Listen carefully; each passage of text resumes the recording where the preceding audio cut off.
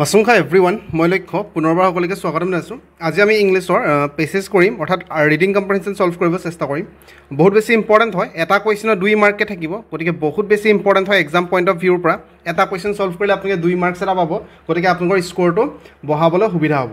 ঠিক আছে, reading comprehension আমি আগতো কৰিছোঁ, আগতো প্ৰায় 13টা ক্লাছেছ কৰা আছে, তাৰে দুটা আমি ক্লোজ টেষ্টো কৰিছিলোঁ। সেইকেইটা ক্লাছেছ ভালকৈ চাব, বহুত ইম্পৰ্টেণ্ট হয় সেইকেইটা ক্লাছো।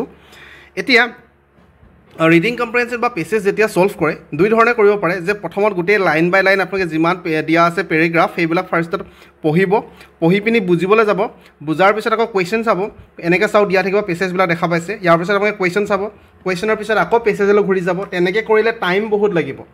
সেইকাৰণে যিহেতু আমি মাৰ্কছ স্ক'ৰ কৰাটো আমাৰ প্ৰধান উদ্দেশ্য হয়, সেইকাৰণে আমি ফাৰ্ষ্টত সদায় কুৱেশ্যনটো পঢ়িম, কুৱেশ্যনৰ কিৱৰ্ডটো বাচিম, তাৰ পৰা আমি পেৰেগ্ৰাফত সেই কিৱৰ্ডটো বিচাৰিম, তাৰ পৰা আনচাৰ ওলাবলৈ চেষ্টা কৰিম। আমি বাৰে বাৰে এনেকৈ কৰি আহিছোঁ, বেছি টাইম নলওঁ আপোনালোকৰ। Which country has the maximum satellites launch in to the space on 15 February 2017। 15 February 2017। গতিকে আমি চাম কি যে আমাৰ কিৱৰ্ডটো কি হ'ব, 15 ফেব্ৰুৱাৰী 2017 আমাৰ কিৱৰ্ড হ'ব, সেই কিৱৰ্ডটো আমি বিচাৰিবলৈ চেষ্টা কৰিম। তাৰ নেক্সটটো আমি চাম যে আৰু এটা আমি চাই ল'ম, who among the following has a record of launching maximum satellites in one go' in the year 2014। তো আমি দুটা বছৰ বিচাৰিম ইয়াত, এটা 15 ফেব্ৰুৱাৰী 2017, এটা 2014। ঠিক আছে, গতিকে দুটা কিৱৰ্ড আমি বিচাৰিবলৈ চেষ্টা কৰিম। প্ৰথমত আমি চাম যে চাওঁ ইয়াত স্পষ্টকৈ আমি দেখা পাম 15 ফেব্ৰুৱাৰী 2017 আমি দেখা পাইছোঁ। তো তাৰ ওপৰৰ লাইনৰ পৰা আমি পঢ়ি দিম, the Indian Space Research Organisation boosted its reputation further when it successfully launch a record of 104 satellites in one mission from Sriharikota on 15 February 2017। ঠিক আছে, 15 ফেব্ৰুৱাৰী 2017ত কিমানটা ছেটেলাইট পঠিয়াইছিলে, লঞ্চ কৰিছিলে, 104টা কৰিছিলে। ঠিক আছে, তাৰ ভিতৰত ভালকৈ পঢ়িব। By relying on its work PSLV rocket an earth observation Cartosat 2 series satellite and 2 other nano satellites were the only Indian satellites. ভালকৈ পঢ়িব আপোনালোকে, যিটো 104টা ছেটেলাইট আছিলে তাৰ ভিতৰত মাত্ৰ 3টা ছেটেলাইটহে আমাৰ ইণ্ডিয়াৰ আছিলে। চাওক, কাৰ্ট'ছেট 2 ছিৰিজ ছেটেলাইট আৰু 2 other nano satellites were the only Indian satellites, মাত্ৰ 3টা ইণ্ডিয়াৰ আছিলে। ঠিক আছে, বাকীবিলাক the remaining were from the United States, Israel and UAE, the Netherlands, Kazakhstan and Switzerland of 101। বাকী টোটেল 104টা আমাৰ ওচৰত আছিলে, তাৰ ভিতৰত 3টা ইণ্ডিয়াৰ আছিলে, বাকী যি 101টা আছিলে 101টা আছিলে foreign satellites were launch, 96 were from the US। গতিকে মেক্সিমাম ছেটেলাইট কাৰ আছিলে, US-ৰ আছিলে। অলপমান পঢ়িব লাগিব, অলপমান বুজিব লাগিব, বুজি পালে আপোনালোকে। মই পুনৰবাৰ কৈছোঁ, টোটেল 15 ফেব্ৰুৱাৰী 2017 টোটেল 104টা ছেটেলাইট আছিলে, তাৰে 3টা ইণ্ডিয়াৰ আছিলে, 3টা ইণ্ডিয়াৰ হ'লে বাকী 101টা বাহিৰৰ আছিলে, ফৰেইন কাণ্ট্ৰি আছিলে। সেই 101 ফৰেইন কাণ্ট্ৰিৰ ভিতৰত 96টা USA-ৰ হয়। বুজি পালোঁ। তাৰ নেক্সট কুৱেশ্যন আমাৰ 2014 চনৰ যিটো কৈছিলে, টিল নাও, তাৰ আগৰলৈকে Russia held the record of launching 37 satellites in a single mission in 2014। গতিকে 2014ত ইন ওৱান গ' একেলগে আটাইতকৈ বেছি ছেটেলাইট কোনে লঞ্চ কৰিছিলে, সেইটো হ'ল ৰাছিয়া। গতিকে দুটা কুৱেশ্যনৰ আমি আনচাৰ পালোঁ, দুটা কুৱেশ্যনৰ আনচাৰ পোৱা মানে আমি 4 মাৰ্কছ এটা ইজিলি পাই গ'লোঁ। এতিয়া মই চাওক, আপোনালোকক বুজাইছোঁ, মই বুজাওঁতে কিমান এক্সপ্লেইন কৰিছোঁ, 1 মিনিটলৈকে ফাৰ্ষ্টত মই এক্সপ্লেইন কৰিছোঁ। গতিকে 2 মিনিটৰ ভিতৰতে আমি দুটা ছল্ভ কৰিলোঁ, তাকো মই এক্সপ্লেইন কৰিছোঁ, আৰু আপোনালোকে 4 মাৰ্কছ ইজিলি পাই গ'ল, হয়নে? তো আমি অপশ্যন চাম। প্ৰথমৰটো হ'ল US, 15 ফেব্ৰুৱাৰী 2017ত মেক্সিমাম ছেটেলাইট USA কৰিছিলে, কিমানটা কৰিছিলে, 96টা কৰিছিলে, হয়নে? 96টা কৰিছিলে। যদি আমাৰ নাম্বাৰটো সুধিলে আমি 96 ক'লোঁ হয়। তাৰ নেক্সট 2014 চনত কোনে আটাইতকৈ বেছি ছেটেলাইট লঞ্চ কৰিছিলে, আমি ক'ম ৰাছিয়া, হয়নে? ক্লিয়াৰ আছে ইয়াৰলৈকে? হায়াৰ ছেকেণ্ডেৰী লেভেলৰ এক্সামিনেশ্যনত ইংলিছ একেবাৰে ইজি আহিলে, হায়াৰ ছেকেণ্ডেৰী লেভেলৰ এক্সামিনেশ্যনত ইংলিছটো বহুত ইজি আহিছে। আপোনালোকে নিশ্চয় কৰিব পাৰিছে, পাৰ্টছ অফ স্পীচৰ পৰা কুৱেশ্যন আহিছে, একেবাৰে সহজ কুৱেশ্যন আহিছে, আপোনালোকে নিশ্চয় কৰিব পাৰিছে। ঠিক আছে, সেইখিনি ডিছকাছন এতিয়া নকৰোঁ মই, আমি দুটা বুজি পালোঁ। তাৰ next, in how many minutes the ISRO' put the satellites into orbit which was launch by it recently. ইছৰ'য়ে যিটো ছেটেলাইট লঞ্চ কৰিলে ৰিচেণ্টলি, সেইটো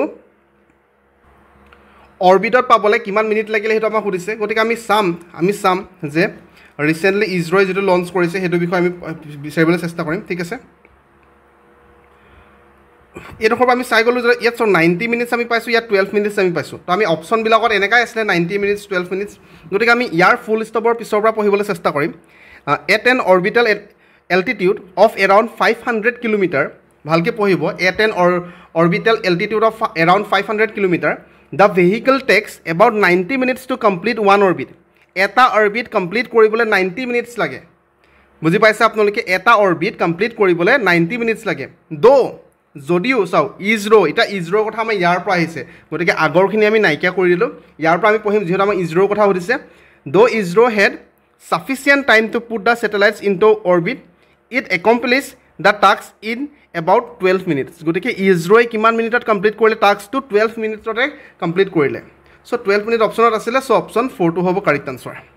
in how many minutes ISRO put the satellite into orbit which was launched recently? আমি দেখা পালোঁ যে গোটেই কামটো একমপ্লিছ কৰিবলৈ মাত্ৰ 12 মিনিটহে সময় লাগিলে।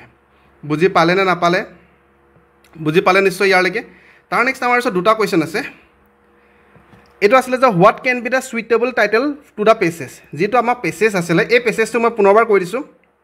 এই পেচেছটো SSCত আহিছিলে, SSC CGL গ্ৰেজুৱেশ্যন লেভেলত 2018 চনত আহিছিলে, টায়াৰ 2 মানে মেইনছ এক্সামত আহিছিলে। আৰু অলৰেডি এই পেচেছটো মই আপোনালোকক আমাৰ টেলিগ্ৰাম যিটো চেনেল আছে, টেলিগ্ৰামত আমাৰ লক্ষ্য টক বুলি চেনেল আছে, সম্পূৰ্ণ ফ্ৰী হয়। যিসকলে জইন কৰা নাই তাত জইন কৰি ল'ব। এইটো মই যোৱাকালি আপোনালোকক শ্বেয়াৰ কৰি দিছোঁ, নিশ্চয় আপোনালোকে নিজে ট্ৰাই কৰিছে। তাত আগতো মই বহুতকেইটা পেচেছ বা ৰিডিং কম্প্ৰিহেনশ্যন প্ৰেক্টিছ কৰিবলৈ আপোনালোকক শ্বেয়াৰ কৰিছিলোঁ, তাৰ পৰা আপোনালোকে চাব পাৰিব। এতিয়া আমাক কৈছে যে যিটো পেচেছ আপোনালোকে পঢ়িলে, এতিয়া আমি বেছি পঢ়া নাই, আমি গম পালোঁ যে ইয়াত ইজৰই যিবিলাক ছেটেলাইট লঞ্চ কৰি আছে সেইটোৰ বিষয়ে কৈছে। আৰু মেক্সিমাম ইয়াত ইজৰৰ প্ৰশংসা, যিবিলাক কাম কৰিলে, যিবিলাক ভাল ভাল কাম কৰিছে, ধৰক এট ওৱান গোত কিমান ছেটেলাইট লঞ্চ কৰিলে, 12 মিনিটত অৰবিটত পোৱাই দিলে, তো সেইবিলাক কথা কৈছে। তাৰমানে ইজৰৰ কথাবিলাক ইয়াত বেছি ফ'কাছ কৰিছে। তাৰমানে কি হ'ব যে ইয়াৰ নামটো আপোনালোকে কি দিব চাওক, ইজৰ লঞ্চিং দ্য ছেটেলাইট। এইটোতো আগৰ পৰা লঞ্চ কৰি আছে, এতিয়া আকৌ লঞ্চ কৰা নহয়। ইণ্ডিয়াছ স্পেচ ৱৰ্কিং, নাছাৰ কথাটো ইয়াত বেছি কোৱা নাই। কাৰ কথা কৈ আছে? ইজৰৰ কথা কৈ আছে। আমি দিম যে 1 নম্বৰটো, ইজৰ ছেটছ দ্য বাৰ হাই। ইজৰই বৰ্তমান নিজৰ যিটো ষ্টেণ্ডাৰ্ড আছিলে সেইটো ইম্প্ৰুভ কৰিলে। এটা তেখেতসকলে কি কৰিছে, নিজৰ যোনটো চাওক, ইজৰ ছেটছ দ্য বাৰ হাই মানে কি, নিজৰ কোৱালিটি ইমানেই ইম্প্ৰুভ কৰিলে ইজৰই যে বৰ্তমান টাক্কৰ দিব পৰা হৈছে বাহিৰৰ লগত। গতিকে ইয়াৰ প্ৰপাৰ আমি নামটো দিম যে 1 নম্বৰটো, ISRO sets the bar high. Competition বহুত হাই কৰি দিলে ইজৰই, তেনেকুৱা টাইপৰ বুজাবলৈ চেষ্টা কৰিছে। নিশ্চয় বুজি পাইছে আপোনালোকে। চাওক, এতিয়ালৈকে আমি 4টা ছল্ভ কৰিলোঁ, আৰু মই ইমানকৈ এক্সপ্লেইন কৰাৰ পিছতো মাত্ৰ 7 মিনিটতে এতিয়ালৈকে আমাৰ হৈ গৈছে, হয়নে? 7 মিনিটটো লগা নাই, প্ৰথম আৰম্ভণি 1 মিনিটটো মই আপোনালোকৰ লাষ্ট এক্সামৰ বিষয়ে কৈছোঁ। ঠিক আছে, লাষ্ট কুৱেশ্যন হয় আজি। আমাক কৈছে why the recent launch of satellite is significant to ISRO. যিটো ৰিচেণ্ট ছেটেলাইট লঞ্চ কৰিলে ইজৰই, অলপ আগত আমি পঢ়িছিলোঁ 12 মিনিটত অৰবিটত পোৱাই দিলে। গতিকে সেইটো কিয় বহুত বেছি ছিগনিফিকেণ্ট হয় ইজৰৰ কাৰণে। গতিকে ছিগনিফিকেণ্ট শব্দটো আমাৰ কি হ'ব? কিৱৰ্ড হ'ব ছিগনিফিকেণ্ট শব্দটো। গতিকে ঠিক আছে, আমি দেখা পাইছিলোঁ এইডোখৰত আমি পঢ়ি আছিলোঁ হয়নে, ৰিচেণ্ট যিটো লঞ্চ কৰিলে। গতিকে একদম আৰম্ভণিৰ পৰা আমি পঢ়িবলৈ চেষ্টা কৰিম। ঠিক আছে, এৰ'নটিক্স, মোৰ ফোন এটা আহিছিলে, গতিকে মই ভিডিঅ'টো প'ষ্ট কৰি পিনে ৰিচিভ কৰিবলগীয়া হ'ল। আপোনালোকৰ মাজৰ পৰা ফোন কৰিছিলে। Aeronautics and Space Administration of the US launched 29 satellites in one go in 2013. ঠিক আছে, লাষ্ট জুন। অ'কে, ইয়ালৈকে আমি পঢ়িলোঁ 2013ৰ বিষয়ে কিবা এটা ক'লে, আমি সেইটো ইগন'ৰ মাৰিলোঁ। আমাক লাগে ৰিচেণ্টলি লাষ্ট জুন, মানে যোৱা জুনৰ কথা কৈছে। ইজৰ হেড কাম ক্ল'জ টু নাছাছ ৰেকৰ্ড। গতিকে এতিয়া আমি চাওক, ইজৰৰ কথা আমি এতিয়া পালোহি হয়নে। ইজৰই কি কৰিলে যে নাছাৰ ৰেকৰ্ডটো ক্ল'জ হ'ল, ব্ৰেক কৰিবলৈ, সেইটো কথা ক'লে। By launching 20 satellites in one mission. ঠিক আছে, আমি বুজি পালোঁ এইডোখৰলৈকে। But ISRO's view the launch ইজৰৰ ভিউটো কি হয়? ইজৰৰ ভিউটো অকল এইটো নহয় যে to launch not as much as to set the world record, যে আমি বহুত বেছি লঞ্চ কৰি পিনে অকল ৱৰ্ল্ড ৰেকৰ্ডে গঢ়িম, এনেকুৱা অকল লক্ষ্য নহয় ইজৰৰ, সেইটো কৈছে আমাক। But as an important to make full use of the capacity. তো আমি এইখিনি ইমানকৈ চাই নাথাকিলেও হ'ব। আমাক লাগে কি? আমাক এই যিটো লাষ্ট জুনত যিটো লঞ্চ কৰিলে, ৰিচেণ্টলি যিটো লঞ্চ কৰিলে, তাৰ ছিগনিফিকেণ্টটো লাগে। তো ইয়াৰ পৰা আৰম্ভ হৈছে চাওক, last the launch is particularly significant. কিয় ছিগনিফিকেণ্ট হয়? ইয়াৰ পৰা আৰম্ভ হৈছে, দেখা পাইছে ছিগনিফিকেণ্ট। ভালকৈ চাওঁ, ইয়াত কিৱৰ্ডটো স্পেচিয়েলি আমি পাইছোঁ ছিগনিফিকেণ্ট। কিয় হয়?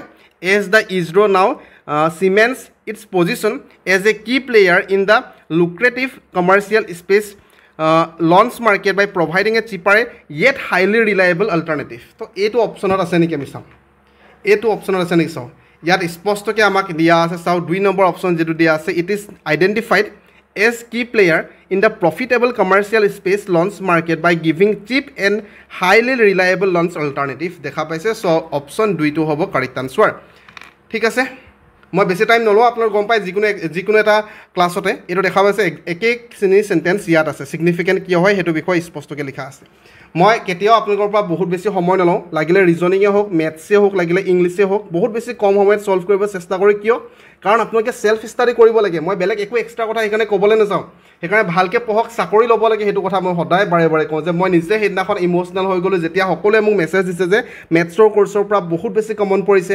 ইংলিছৰ ক্লাছৰ পৰা বহুত বেছি কমন পৰিছে ৰিজনিঙৰ ক্লাছৰ পৰা বহুত বেছি কমন পৰিছে সদায় মই কনচেপ্টটো ক্লিয়াৰ কৰিব আপোনালোকক ফ'কাছ কৰিবলৈ কওঁ কনচেপ্টটো ইম্পৰ্টেণ্ট হয় কুৱেশ্যনবিলাক ভালকৈ পঢ়াটো ইম্পৰ্টেণ্ট হয় বাকী বহুত বেছি শুভেচ্ছা জ্ঞাপন কৰিছোঁ আৰু যদিহে মই সম্ভৱ হয় আৰু ৰিডিং কম্প্ৰিহেনশ্যন ফাৰ্ষ্টত PDF টো মই টেলিগ্ৰামত শ্বেয়াৰ কৰিম তাৰ নেক্সটত মই ক্লাছটো কৰি দিম চিন্তা নকৰিব বাকী বহুত বেছি শুভেচ্ছা জ্ঞাপন কৰিছোঁ ধন্যবাদ